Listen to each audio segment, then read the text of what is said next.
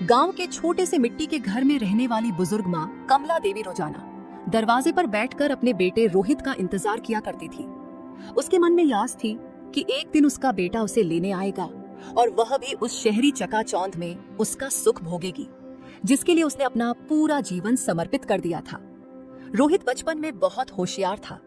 उसके पिता एक मामूली किसान थे, जिनकी असमय मृत्यु के बाद कमला देवी ने उसे पालने के लिए खेतों में मजदूरी की, दूसरों के घरों में काम किया और खुद भूखी रहकर भी उसे पढ़ाया। वह चाहती थी कि उसका बेटा कुछ बन जाए और अपनी गरीबी से बाहर निकल सके। बेटे का अमीर बनने का सफर। रोहित जब बड़ा हुआ तो उसकी मेहनत रंग लाई। उसने शहर जाकर पढ़ाई की और फिर एक बड़ी कंपनी में नौकरी पाई।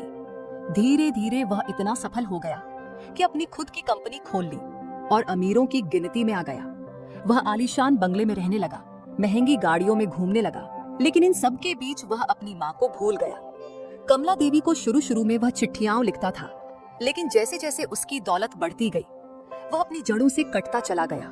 माँ की आंखें हर त्योहार पर बेटे की राह देखती, लेकिन रोहित न तो आता न ही चिट्ठी भेजता। गांव के लोग उसे ताने देते कि उसका बेटा बड़ा आदमी बन गया है और अब अपनी बूढ़ी माँ को भूल गया है।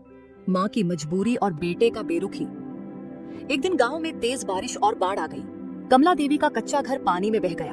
वह बेसहारा हो गई। उसके पास अब कोई सहारा नहीं थी, इसलिए वह हिम्मत जुटाकर अपने बेटे के पास शहर जाने का फैसला करती है।